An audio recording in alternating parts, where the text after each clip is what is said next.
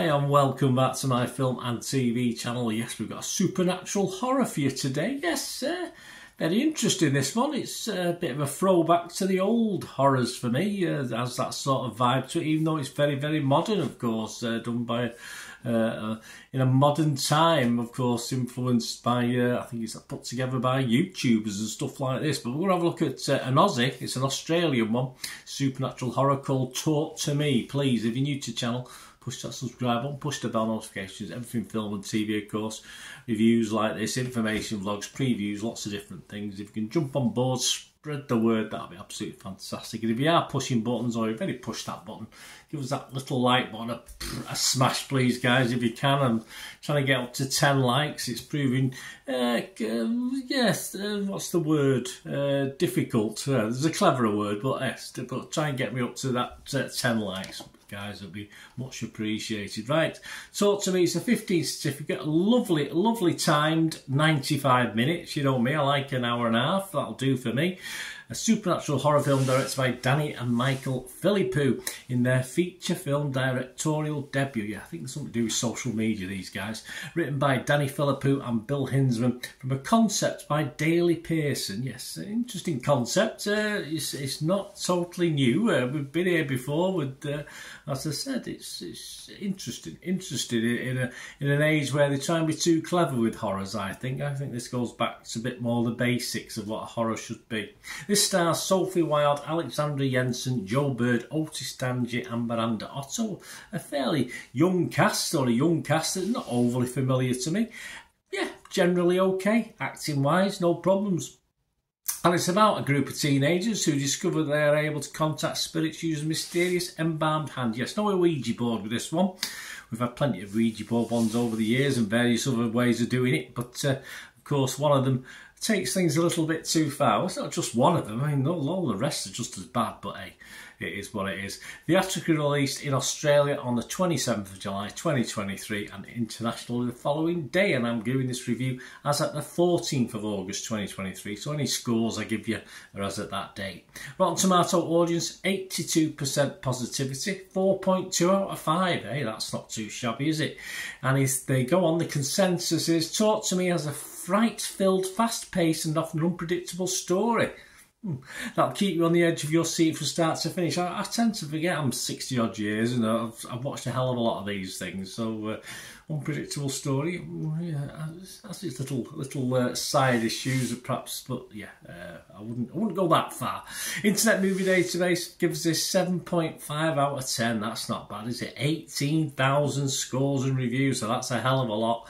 Will that drop? Probably slightly, but I think we're going to hang on around between 7 and 7.5. Metacritic users, they like it. Not a vast number, only about 30-odd, 40-odd, but they're giving it 7.5 out of 10 as well, so they wanted to copy Internet Movie Database. What about the critics? Well, the critics tend to like it. Rotten Tomatoes critics, 95% positivity, 259 critics, we're not talking half a dozen here, an average rating of 7.8 out of 10, amazing stuff, 246 fresh and 13 rotten. Lauren Coates, she's from AV Club, she said, though it leans on familiar genre tropes, it does, and stylistic conventions, absolutely, a devastating script and charismatic cast spearheaded by Sophie Wilde make Talk to Me a terrifying and pervasively heartbreaking tale of grief. Yes, Sophie Wilde does a very, very good job. Mark Kermode from The Observer here in the UK, he said, an intelligently entertaining chill that packs a crowd-pleasing wallop without succumbing to quiet, loud jump scare cliches. That's the trouble with a lot of modern horror. The jump scare. There are jump scares in it, don't get me wrong, but I say, as Mark Kermode points out, it doesn't totally rely on that. Brian Tallarico from RogerEbbett.com said this, I don't think it completely works. It's a misery. But there are some great ideas here. Yes, I'd agree. Along with some promising filmmaking and remarkable horror images. Yes, Brian, I sort of agree, mate.